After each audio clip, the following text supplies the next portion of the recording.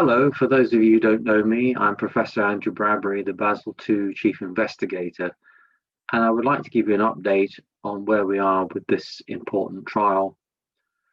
BASIL 2 recruitment was progressing well, and we were on track to reach our target recruitment of 389 patients by the end of November 2020, until we entered the first COVID lockdown in March 2020. Unfortunately, since March, only 8 patients have been randomized. We have discussed the situation with the trial steering committee and also the funder, NIHR-HTA.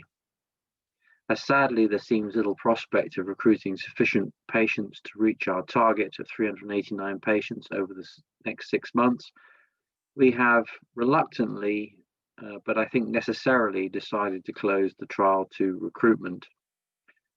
So far, 345 patients have been recruited. That's 44 patients short of our target of 389. Regrettably, as a result of this recruitment shortfall, we are unlikely to be able to attain the 90% statistical power as originally planned for the trial. However, it is still possible to achieve in excess of 80% power for the trial, and therefore to deliver a statistically robust trial. But in order to reach that power, we do need to obtain extended follow-up on as many of the surviving patients as possible. Any further loss to follow-up will have a significant adverse impact on the statistical power of the trial, and so the clinical integrity and clinical usefulness of the trial. Because of the extended recruitment period, we need to follow up patients for longer than originally anticipated, which was 3 years. In order to extend follow-up, we are obliged to reconsent the patients. To that end, surviving patients need to be sent a consent addendum, seeking their permission for us to record longer-term outcome data for them. To that end, participating centres were asked some months ago to kindly send out the consent addenda to their surviving BASIL 2 patients.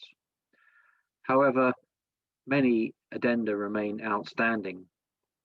If you do have any consent addenda at your site, I would be very grateful indeed if we would kindly scan and email them to Tina Griffin, the BASIL 2 trial manager, as soon as possible. Please would you put the hard copies in the post to her.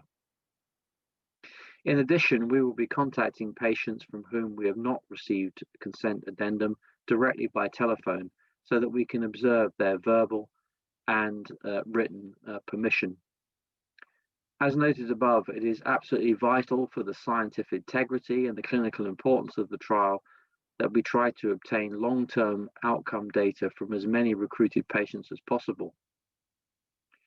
We will obviously be working closely with the participating centres as we try to do this, and we will let you know as patient consents come through. Your assistance with this very important process would be greatly appreciated. And once again, many thanks indeed to all of you who have randomized your patients into this important NIHR-HTA funded trial.